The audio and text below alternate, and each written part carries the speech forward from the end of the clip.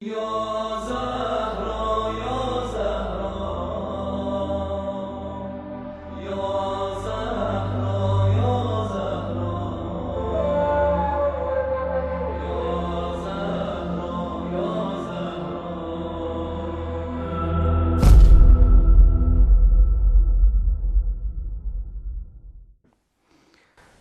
محترم، پروگرام کلام کوثر میں بریک کے بعد ایک مرتبہ پھر آپ کا استقبال ہے۔ خطبہ فدق کے حوالے سے ہماری گفتگو مولانا علی عباس خان صاحب کے ساتھ جاری ہے۔ مولانا صاحب قرآن کریم کے حوالے سے خطبہ فدق کیا فرما رہا ہے؟ بی بی سلام اللہ علیہ نے جب یہ آ کے بتایا کہ جو نبی تمہیں دے کے گئے ہیں اور جو تمہارے درمیان چھوڑ کے گئے ہیں، تمہاری ایک ذمہ داری ہے کہ تم اس کو بیان کرو۔ کیا چھوڑ کے گئے ہیں اب اس کو آ کے بی بی بیان کرتی ہیں۔ تقریباً 18 صفتیں یہاں پر بی بی نے قرآن کی آ کے بیان کی ہیں، اور ایک ایک صفت کو بھی ہم اگر تشریح کرنے چلیں گے تو کم سے کم اگر ایک صفت کو ہم 1 منٹ بھی آپ کے سامنے بیان کر کے 18 منٹ تو ہمیں چاہیے۔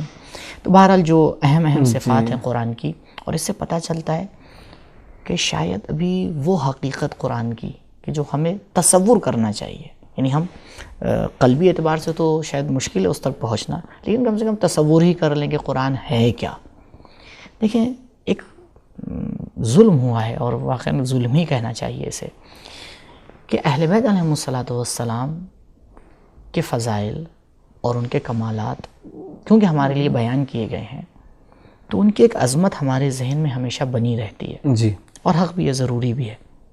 صرف ایک جملہ اگر ہم آ کے سمجھ جائیں کہ یہ قرآن جب یہ کتاب کی صورت میں ہمارے گھروں میں بہت ہی خوبصورت جزدان میں موجود ہے، یہ عدل ہے، ہمسر ہے انہی اہل بیت علیہم السلام کا، جی، کتاب اللہ و اطاعت، ہاں، کہ جن کی صفات ہمارے ذہن میں یہ ہیں کہ ہم ان کو درک نہیں کر سکتے، تو یہ بھی وہی ہے۔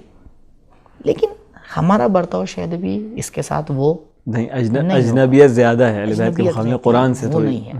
یہ قرآن ہے، یہ کلام پروردگار ہے، کیونکہ پروردگار جب اپنے معجزے کو کلام کی صورت میں آ کے پیش کرتا ہے تو ہم اس کا نام قرآن رکھتے ہیں، اور اسی کو جب انسان کی صورت میں آ کے پیش کرتا ہے تو ہم اس کا نام اہل بیت رکھتے ہیں۔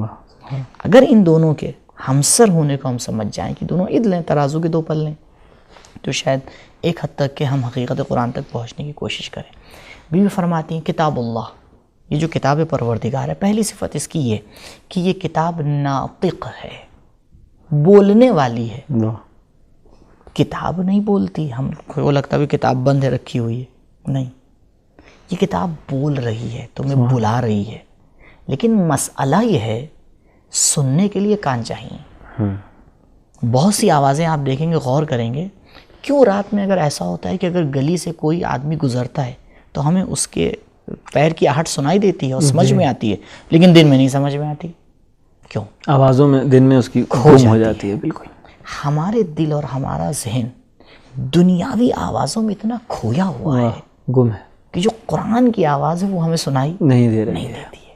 ذرا سا ضرورت ہے کہ اس کو ہم خالی کریں، جی، ذرا سی ضرورت ہے کہ ہم اپنے دل کو آ کے تیار کریں قرآن کی آواز کو سننے کے لیے۔ ایک طرح سے کہہ سکتے ہیں کہ بیوی دعوت دے رہی ہیں، دعوت دے رہی ہیں، بے شک دعوت دے رہی ہیں کہ اس کے نطق کو تم آ کے سنو۔ وقرآن الصادق، یہ جو قرآن ہے جو بھی اس کے اندر ہے سب سچ ہے، کہیں یہ نہ سمجھ لینا کہ کچھ اپنی طرف سے بڑھا دیا گیا، کچھ کم کر دیا گیا، نہیں، اس کی ایک ایک آیت جو ہے وہ حق اور حقیقت ہے۔ والنور الساطع، ایک ایسا نور ہے جو زمین سے آسمان تک کے جاری ہے۔ لیکن پھر وہی سوال ہے، تو دکھتا کیوں نہیں ہے؟ دیکھنے کے لیے بصارت چاہیے، وہ ایک حقیقت چاہیے کہ جس کے ذریعے سے تم سمجھ پاؤ کہ قرآن کی حقیقت ہے کیا۔ والضیاء اللامع، اور ایک ایسا نور ہے جو ہر طرف پھیلا ہوا ہے۔ لیکن اس نور کو جو ہر طرف پھیلا ہوا ہے، نہیں، تم کہیں بھی جاؤ اس کے نور سے تم استفادہ کر سکتے ہو، تم اس کے نور کے ذریعے سے اپنے راستوں کو دیکھ سکتے ہو۔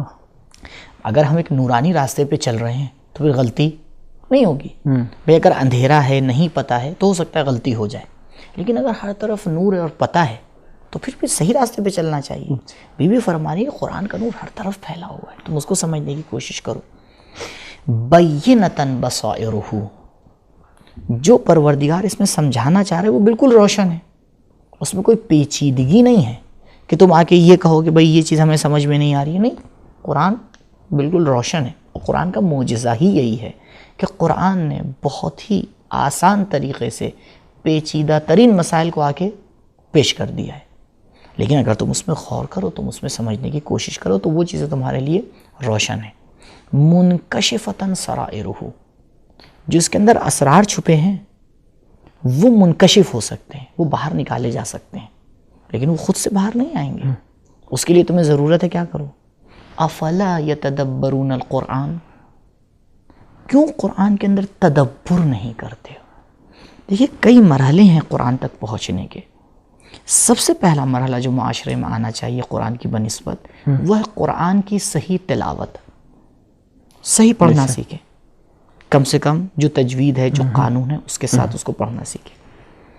اس کے بعد ایک قدم آگے بڑھائیں، وَرَتِّلِ الْقُرْآنَ تَرْتِيلًا، پھر قرآن کو ترتیل کے ساتھ پڑھنا سیکھیں کہ جو تجوید کے پوری طرح سے قواعد ہیں، یعنی وقف اور کہاں سے شروع کرنا ہے اور کس لفظ کو کس طرح سے ادا کرنا ہے.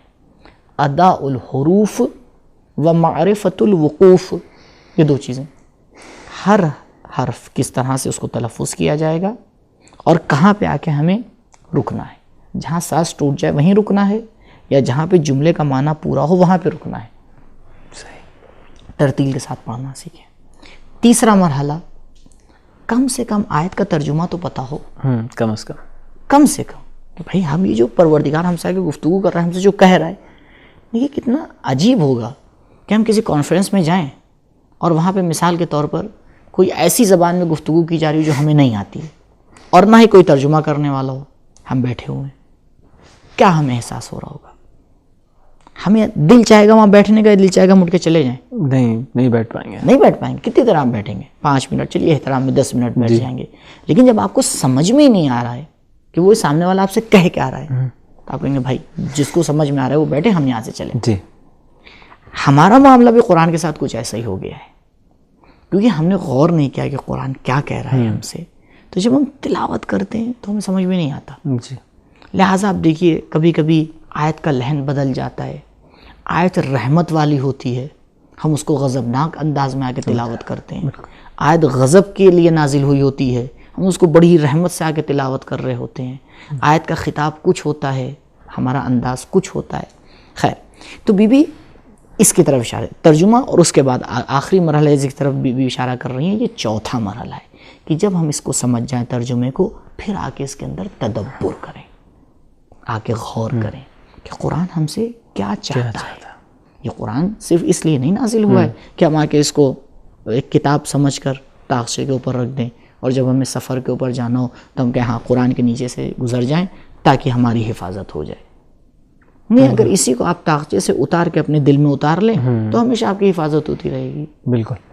اچھا، کسی بھی نظام کے لیے جو اس کے قوانین ہوتے ہیں وہ بےحد اہمیت کے حامل ہوتے ہیں. اسی طرح ادیان الہی کے لیے جو شریعتیں ہیں وہ بےحد اہمیت کی حامل ہیں. خطبہ فدق احکام اسلام کے بارے میں کیا کہہ رہا ہے؟ خطبہ فدق میں بی بی نے قرآن کا جب ذکر کیا ہے تو بہرحال اس کی صفات بیان کی ہیں، اور اس کے بعد تھوڑا سا اشارہ کیا، کیونکہ اب انسان جب قرآن سے مانوس ہو گیا اور قرآن کو آگے سمجھ گیا تب وہ کوشش کرے گا کہ شریعت کا پابند ہو. تو نماز ہے، روزہ ہے، ان تمام چیزوں کو آگے بی بی نے آگے اشارے کیا. اور عجیب بات ہے، اسے کہا جاتا ہے فلسفہ احکام. فلسفہ احکام سے مراد یہ ہے، ایک مرتبہ ہم آتے ہیں کسی کام کو اس لیے کرتے ہیں کیونکہ پروردگار نے کہا ہے اور حق یہی ہے، اسی لیے کرنا بھی چاہیے. اسی لیے آپ دیکھیں کوئی بھی عبادت بغیر قصد قربت کے پوری نہیں ہوتی. اگر آپ نماز پڑھیں اس لیے کہ کثرت ہو جائے، روزہ آپ اس لیے رکھیں کہ آپ کی بیماری ٹھیک ہو جائے، حج پہ ہم اس لیے جائیں تاکہ لوگ کہیں کہ ہم پیسے والے ہیں، تو نہ نماز قبول ہے، نہ روزہ قبول ہے، نہ حج قبول ہے. سب میں مین شرط یہ ہے کہ آپ آخر میں کیا کہیں؟ قربتاً اللہ. ہم یہ نماز پڑھ رہے ہیں اللہ سے نزدیک ہونے کے لیے، روزہ رکھ رہے ہیں اللہ سے قریب ہونے کے لیے، حج کر رہے ہیں تاکہ پروردگار سے اور نزدیک ہو جائے. لیکن اگر ہمیں یہ بھی پتہ ہو کہ اس کے کیا فوائد ہیں تو شاید ہم اور زیادہ دل سے اس کام کو کریں. ان الصلاۃ تنہا عن الفحشاء والمنکر، خود قرآن بھی اس کی طرف اشارہ کر رہا ہے. دیکھو نماز تمہیں برائیوں سے دور لے کے جاتی ہے. اسی طرح سے بی بی نے فلسفہ احکام کو آگے بیان کیا کہ دیکھو پروردگار نے یہ جو واجب کی ہیں چیزیں، اس کے پیچھے کچھ نہ کچھ فلسفہ ہے. ایسے ہی نہیں ہے، نہ پروردگار کو تمہاری عبادت کی ضرورت ہے، نہ اگر تم اس کی عبادت نہیں کرو گے تو اس کی خدائی میں کوئی کمی ہو جائے گی. فَجَعَلَ اللَّهُ الْإِيمَانَ تَطْهِيرًا لَكُم مِّنَ الشِّرْكِ، پروردگار نے اس لیے کہا ہے کہ تم مومن ہو جاؤ تاکہ تمہیں شرک کی پلیدیوں سے آ کے دور کرے. وَالصَّلَاةَ تَنزِيهًا لَكُمْ عَنِ الْكِبْرِ ان الصلاۃ تنہا عن الفحشاء، فحشاء کی تفسیر کر رہی ہیں بی بی. دیکھو جو تمہارے اندر تکبر آ جاتا ہے، پروردگار نے نماز کو اس لیے واجب کیا تاکہ تم اس تکبر سے دور ہو جاؤ. جب اس کے سامنے کھڑے ہوگے، رکوع کرو گے، سجدہ کرو گے، جھکو گے تو خود تمہارے اندر جھکنے کی صلاحیت آئے گی، ماشاءاللہ تم تکبر سے آ کے دور ہو جاؤ گے. والزکاۃ تزکیۃ للنفس، پروردگار نے جو زکوٰۃ کو تمہارے لیے واجب کیا ہے وہ کس لیے واجب کیا ہے؟ تاکہ تمہاری نفس پاک ہو. آپ کہیں گے بھائی زکوٰۃ پیسے میں دی جاتی ہے، نفس کے پاک ہونے سے کیا رابطہ ہے؟ نہیں، یہ جو تمہارا لگاؤ ہے پیسے سے، جب تم پیسے سے آگے زکوٰۃ نکالو گے تو یہ تمہاری دل لگی ہے پیسوں سے، یہ کیا ہو جائے گی؟ کم ہو جائے گی. جب یہ کم ہوگی تو تمہاری نفس کیا ہے؟ پاک ہوگی. پھر بھی اشارہ کرتی ہیں والصیام تثبیتا للاخلاص، پروردگار نے روزے کو واجب کیا تاکہ تم اخلاص کی پریکٹس کرو اور اخلاص تمہارے اندر پوری طرح سے اتر جائے. یہ تنہا عبادت کہ جس میں کسی طرح سے ریاکاری نہیں ہوتی وہ ہے روزہ. دیکھیے آپ نماز پڑھیں گے تو کچھ کریں گے نا، تو آدمی سمجھ جائے گا آپ نماز پڑھ رہے ہیں، اور اگر آپ حج پہ جائیں گے تب بھی سمجھ جائے گا. لیکن اگر آپ نے روزہ رکھا، کسی کو پتہ ہے کہ آپ نے روزہ رکھا؟ جیسا انسان روزہ رکھتا ہے تو اس کے چہرے پر لکھ کے آ جاتا ہے کہ روزہ رکھا ہے. آپ ناشتہ کیے بغیر گئے ہیں آفس روزہ رکھ کے، کسی کو پتہ ہے؟ ہاں وہ الگ بات ہے کہ دعوت دی جائے گی آپ نہیں کھائیں گے تب پتہ چلے گا. یعنی اصل جو چیز روزے میں سامنے آتی ہے وہ انسان کا خلوص ہے. ماشاءاللہ جتنا زیادہ خلوص کی پریکٹس روزے میں ہوتی ہے کسی دوسری چیز میں نہیں ہو پاتی. بی بی اسی کی طرف اشارہ کر رہی ہیں کہ پروردگار نے روزے کو واجب کیا ہے تاکہ خلوص کی تم پریکٹس کرو اور زیادہ سے زیادہ پروردگار کے مخلص بندے بن پاؤ. بہت شکریہ مولانا. پروگرام کا وقت اپنے اختتام کو پہنچا. بہت شکر گزار ہیں کہ آپ نے عظیم مفاہیم سے ہمیں آشنا کیا. ناظرین، گفتگو کا سلسلہ جاری تھا اور دل تو یہ چاہ رہا تھا کہ سلسلہ جاری رہے، لیکن پروگرام کا وقت اپنے اختتام کو پہنچا ہے. حاضر ہوں گے ایک نئے پروگرام کے ساتھ، کچھ نئے مفاہیم کے ساتھ. ہمارے ساتھ رہیے گا.